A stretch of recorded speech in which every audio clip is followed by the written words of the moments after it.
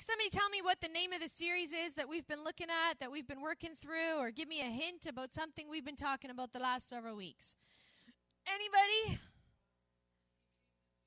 Yay! I don't know who just said that, but thank goodness. Teachings of Jesus in time and space. Sue from the book of Matthew.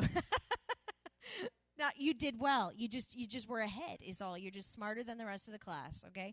Teachings of Jesus in time and space. And we've been talking about how Matthew wrote in his gospel. He wrote about the stories of Jesus, but he was writing primarily, we said, to a Jewish audience. And he was talking about, he wanted people to understand that Jesus did not just appear, the Messiah did not just appear out of nowhere in some weird little vacuum, but that he was firmly rooted in time. Remember, we went through the genealogy, and we talked about the prophecies that had led to it, and we're going to hit another one of those today, and talked about those, that there's this whole foundation of thousands of years that had been set up that gave a really clear signal this was something God had been planning for a long, long time. And so teachings of Jesus rooted in time. And then we talked about this idea of this space, and the space is, can anybody tell me what the space is we've been calling space?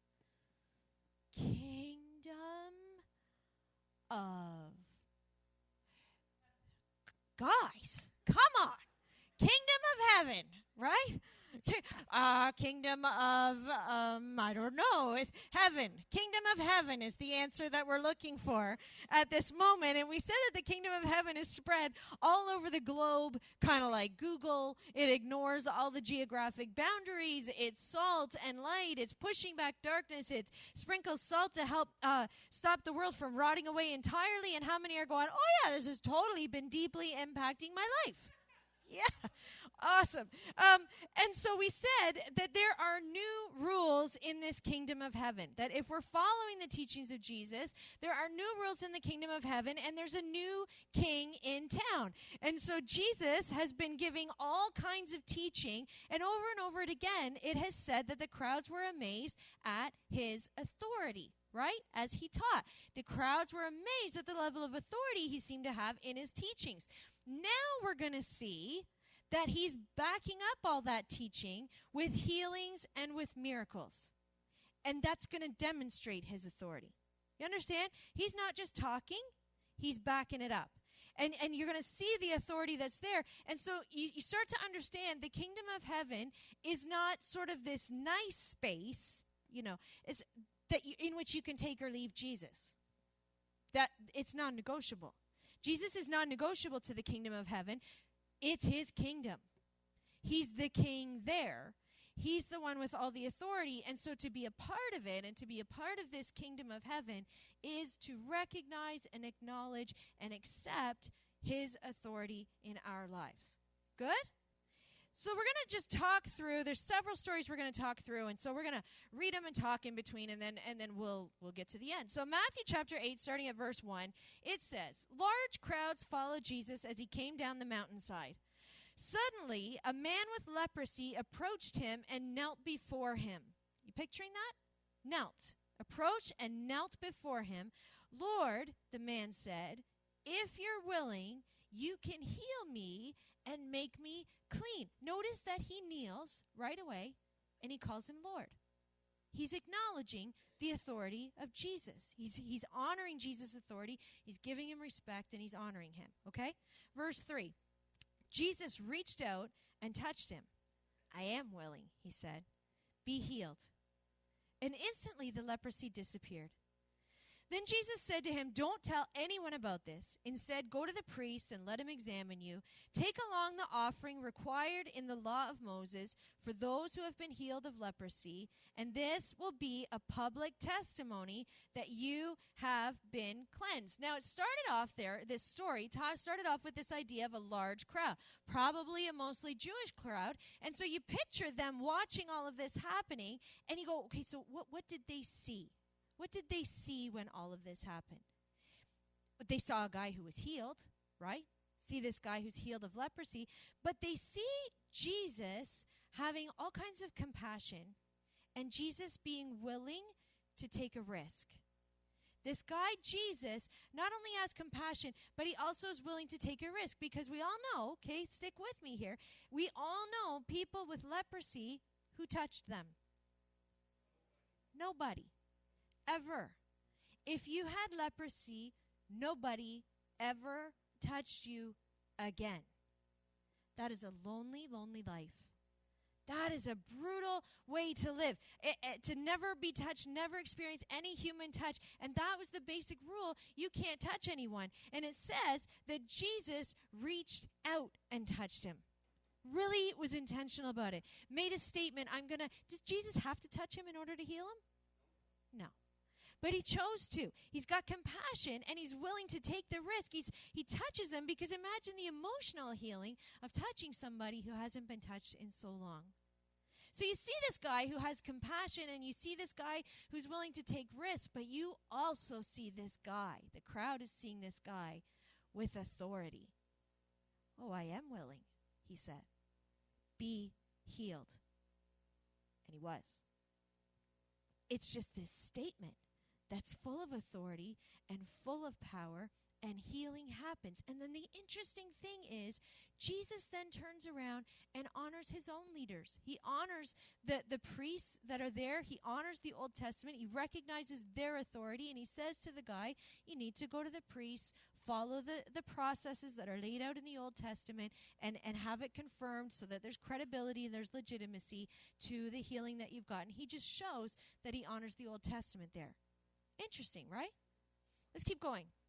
Verse 5, when Jesus returned to Capernaum, a Roman officer came and pleaded with him. Who was it that came?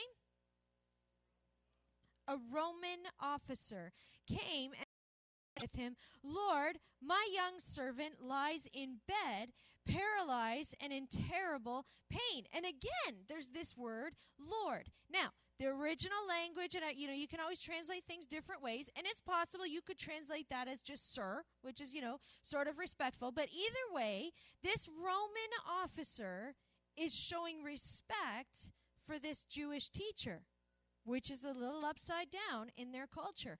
He's honoring Jesus. He's recognizing that Jesus is someone to be honored and to be respected.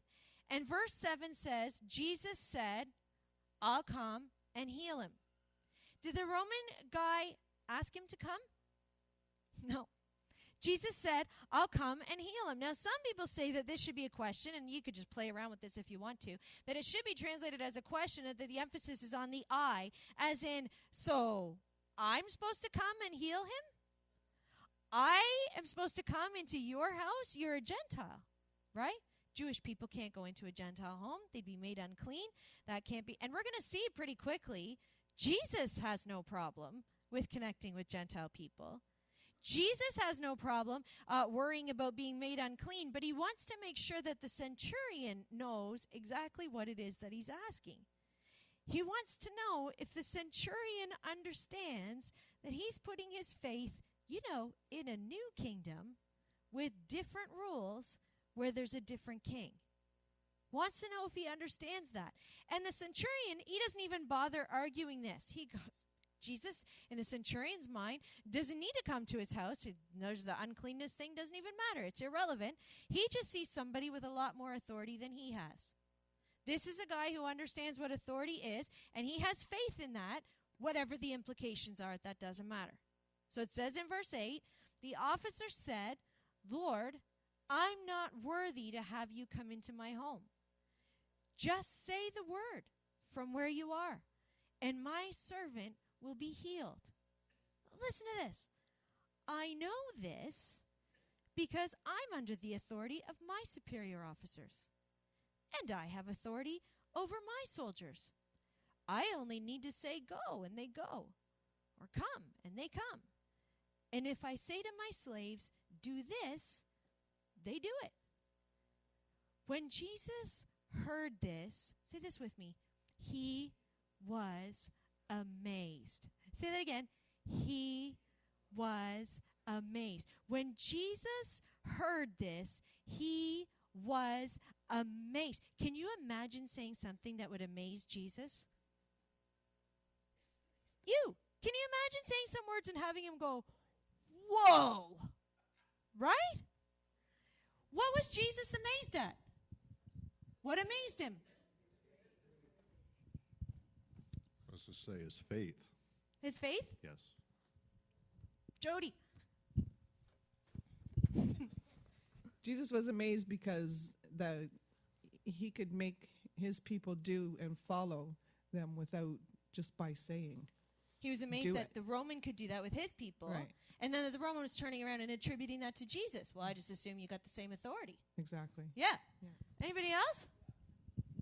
I think he recognized Jesus' authority. He recognizes Jesus' and I think authority. that amazed Jesus because he's a Roman and he's recognizing Jesus. Where's everybody else? Right? And that's the thing. Where's everybody? Somebody's jabbing a hand this way, but I don't know whose hand was up. Daryl, was it your hand was up? People are outing you, man. I'm an officer. Got that a little wrong. Sometimes I have Ukraine on the brain. And but this is a Roman officer who understands authority and understands what it is to give orders. And he's recognizing it in somebody else. And Jesus is like, whoa. And what's up with the rest of you? Right?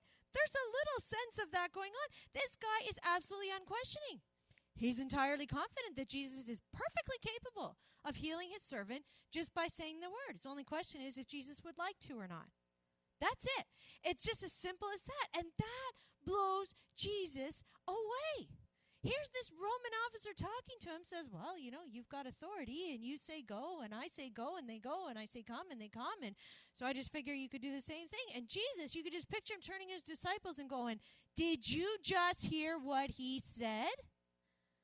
I haven't found anybody that said that. By the way, the only other time in the Gospels that Jesus is described as being amazed is in Mark chapter 6, verse 6, when he was amazed at the lack of faith in his own people. Ouch, right?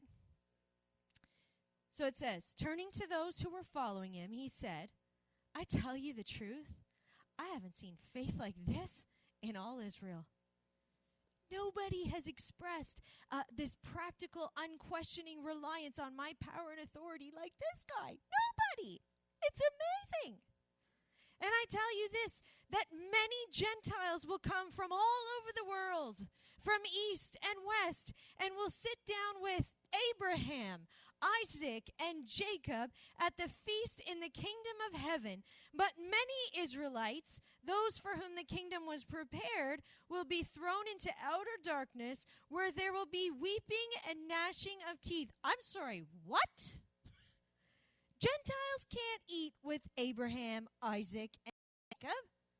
Gentiles aren't allowed to do. And so this Jewish crowd is listening to Jesus, and all of a sudden they realize that at that moment, he's honoring a Roman officer.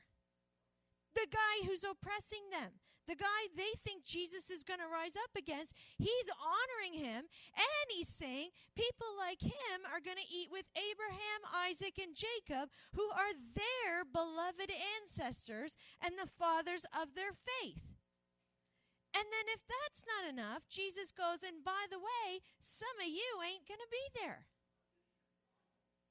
That can't have gone over well. Oh, I know you're God's people and all. But my kingdom is open to anybody who wants to have a part. My kingdom is open to anybody who wants to be a part of it. Guys like this, who you hate and who you despise, he recognizes my authority. He honors my authority. He's in. Some of you will see. Verse 13. Then Jesus said to the Roman officer, go back home. Because you believed, it has happened. And the young servant was healed that same hour. How many know this healing was all about authority? That's what it was about, right? The young servant was healed. His life is deeply impacted, but it was the Roman officer who was impacted probably the most. It's the Roman officer. Jesus knew that this miracle was maybe for the officer, maybe for the Roman guy, and he was probably a little shocked at Jesus' words too. He lives in the culture that he lives in. He knows how that went over. And can you imagine the impact it must have had on him?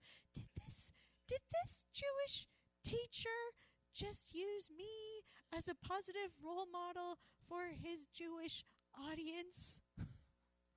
Did he just suggest that I'm welcome to eat with the beloved fathers of... I'm just going to go home, right? Verse 14. When Jesus arrived at Peter's house, Peter's mother-in-law was sick in bed with a high fever. But when Jesus touched her hand, the fever left her. Then she got up and prepared a meal for him. I could have used that last Monday. Verse 16, I want you to imagine this. That evening, many demon-possessed people were brought to Jesus, after supper. He cast out the evil spirits with a simple command, and he healed all the sick. So first of all, Jesus, we're just at a house now where he touched a woman's hand so that she could be healed, and that might be a little culturally freaky. That might worry a few people. But just picture this verse here. That evening, many demon-possessed people were brought to Jesus. He cast out the evil spirits with a simple command, and he healed all the sick. If you soak that in and imagine it, picture it, doesn't that just make you go, wow, right? And what did that look like? And what did it sound like? There was no worship team, I don't think. No platform, no sound system, no singing the right song to get everybody to the right moment. And what was the atmosphere like? What is the atmosphere like when people bring all kinds of demon-possessed people into one space? And then top it off with a bunch of sick people. Yeah, I want to say peaceful, but I don't think so. I'm not sure. Was it worshipful? I don't know, but that's an amazing verse to imagine. And so he's telling all these stories that we've been going through, and he's writing them down, and he's telling these stories knowing that he's speaking to this Jewish audience. And so now in these stories, it's like he turns and speaks right to the audience that he's writing to. And he's speaking right to his Jewish readers, or the audience that's hearing these stories. And they're just freaking out by this time at all these stories. They're going, Jesus touched a man with leprosy? You can't do that. You can't touch somebody that has leprosy. And then our own leaders confirmed that the guy was healed. Well, I don't really know what to... He helped a Roman? Why would he do that? I mean, he's the enemy. They're the enemy. And this Roman, he said he has a place alongside our forefathers. I mean, why don't you just say, Putin has a place alongside the Apostle Paul? You can't do something. And he touched a woman? And then just ate supper like that's normal? Or did he have a nice piece of fish? How did that all work? And just as the Jewish readers, because they're freaking out reading these stories, just as the Jewish readers are ready to just lose it, they're ready to wave the whole thing off as this is just too much to absorb, Matthew says in verse 17, this fulfilled the word of the Lord through the prophet Isaiah, who said, he took our sicknesses and removed our diseases. Isaiah chapter 53, verse 4. Remember that whole teachings of Jesus in time? God's been setting this up all along? Well, Isaiah did say that. I just didn't think it would really look like this. It never does with Jesus. So then we go on, and we're going to skip down a bit. Matthew chapter 8, verse 28. It says, when Jesus arrived on the other side of the lake, in the region of the Gadarenes, two men who were possessed by demons met him. They lived in a cemetery, and they were so violent that no one could go through that area.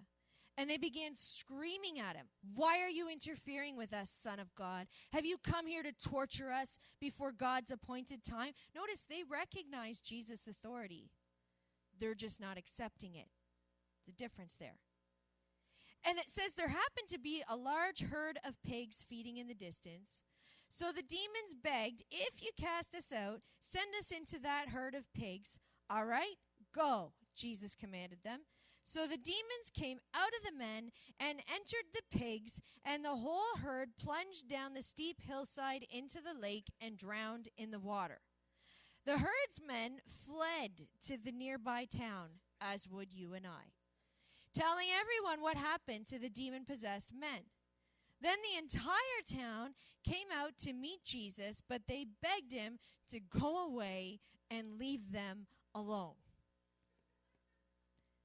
It never looks like you think it's going to look like with Jesus. It never does. Or like you think it should. People were terrified. He caused a disaster. And they just were like, just go away.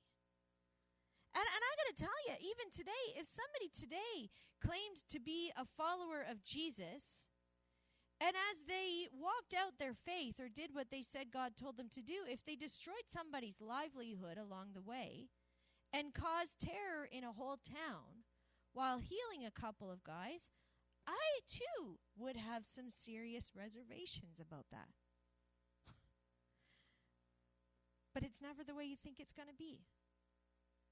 So there's one more emphasis on this authority of Jesus in Matthew chapter 9, verse 1. Jesus climbed into a boat, and he went back across the lake to his own town. That's Capernaum. Some people brought to him a paralyzed man on a mat. And of course, this man who was paralyzed would have been told over and over again that the reason he's paralyzed is because of sin, probably his. So he's not only paralyzed and can't move and can't make a living, he also is completely aware that in their understanding, he's under God's judgment, maybe cursed by God, whatever, because of his sin. Everybody knew that's how it worked. Everybody knew that's how things worked. And so Jesus didn't agree with them, but he understood what would have been this man's fear. He would have understood what was going on in his head. Seeing their faith, Jesus said to the paralyzed man, "Be encouraged, my child. Your sins are forgiven," actually. The sins that this man thinks caused his paralysis, caused his illness, Jesus says they're forgiven. How many know that would be encouraging, right? But some of the teachers of religious law said to themselves, "That's blasphemy. Does he think he's God?" Yes. Jesus knew what they were thinking. Okay, Jesus knew what they were thinking. Are you imagining this? Jesus knew what they were thinking, so he asked them out loud, "Why do you have such evil thoughts in your hearts? Is it easier to say your sins are forgiven or stand up and walk?" Now, can I just tell you, this whole thing makes me smile. Because I wonder if they are most caught off guard by the fact that he has just said out loud what they were sure they were only thinking inside their heads, right? Little thrown off by that, or what they maybe just whispered to the person beside him, nowhere near where he should have been able to hear. Or were they thrown off more by the question, is it easier to say your sins are forgiven or stand up and walk? Because they could feel that there's probably a trap coming in that question. And he doesn't even give them time to respond. Because the fact is, only God has the authority to forgive sins. Yes? Only God has the authority to forgive sins. And by the way, only God has the authority and the power to heal paralysis with a simple word. So if you have the authority to do one, then you have the authority to do the other. Right? And nobody can question it. So while they're still sputtering, trying to figure out if they said something out loud when they were sure they just said it in their heads, Jesus carries on and says in verse 6, "So I'll prove to you that the Son of Man has the authority on earth to forgive sins." And then Jesus turned to the paralyzed man and said, "Stand up, pick up your mat, and go home." And the man jumped up and went home. Fear swept through the crowd as they saw this happen, and they praised God for sending a man, how does it say? With such great authority. There's a new kingdom in town. And there it is called the kingdom of heaven. And Jesus is in charge of it. And anybody's welcome, but nobody is automatically a part. The key of being part of this new kingdom, the kingdom of heaven, is in honoring the absolute authority of Jesus Christ. There's no way around it. Which becomes the question then for us, doesn't it? There were lots of crowds that followed Jesus around. Lots of them. Lots of crowds that liked his teaching, thought it was pretty cool, thought there was some good stuff, thought there was some funny stuff. There were lots of crowds that were amazed by what they saw, and there were lots of people in the crowds who told other people what they saw because it was so amazing. But not everybody accepted the authority of Jesus in their own lives. Kingdom of Heaven's cool. There's some good teachings in there. I like it. The healings, those are awesome. But recognizing and accepting and honoring the absolute authority of Jesus in that space, in my space, the authority in my I'm not sure about that quite yet. But the thing is, it's not up for negotiation. It's just not.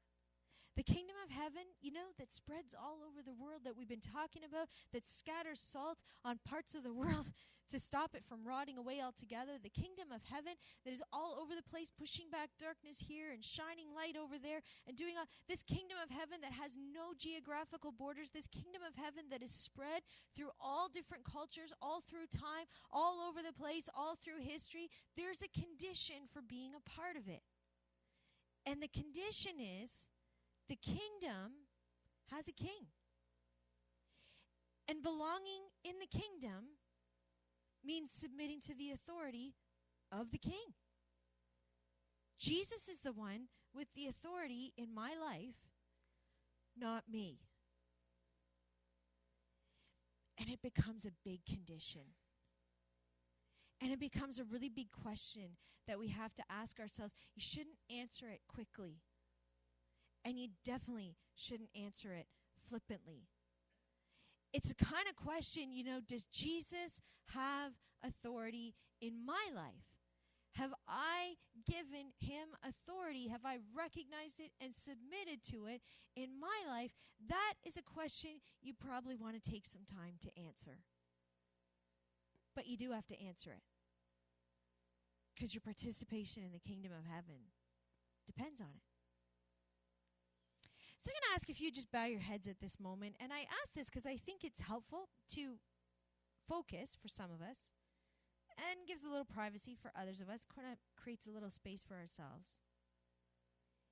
And I want us to pause and consider,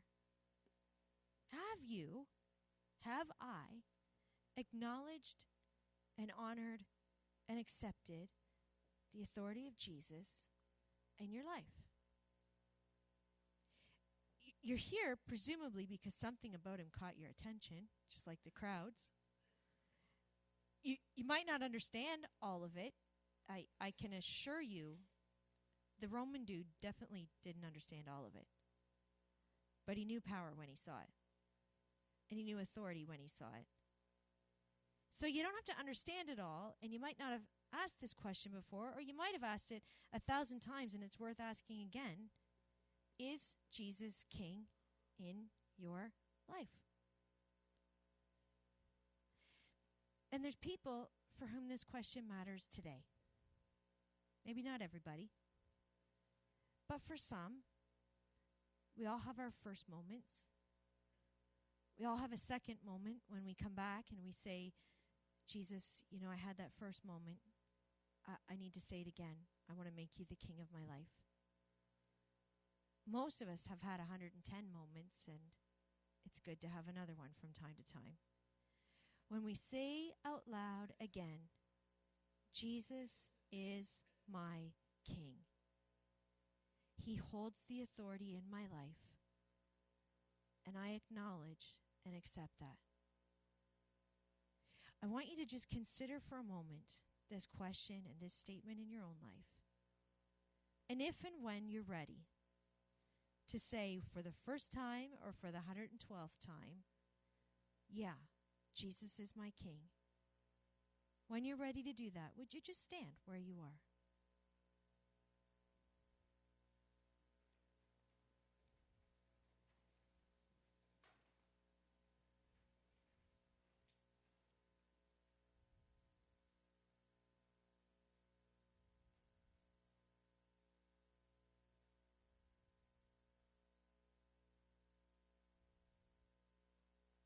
Consider each of us our own lives. None of us is perfect. We've all got our struggles. In those spaces where we're weak or where we're struggling, or in those spaces where we feel on top of the world and might fall into the trap of thinking we don't need Jesus. The spaces that we're going to find ourselves on Monday or Tuesday or Thursday this week. Consider all those spaces and all those things.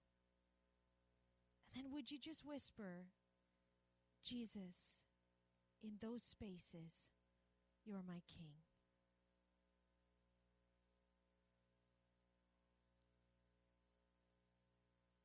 Jesus, you are my King.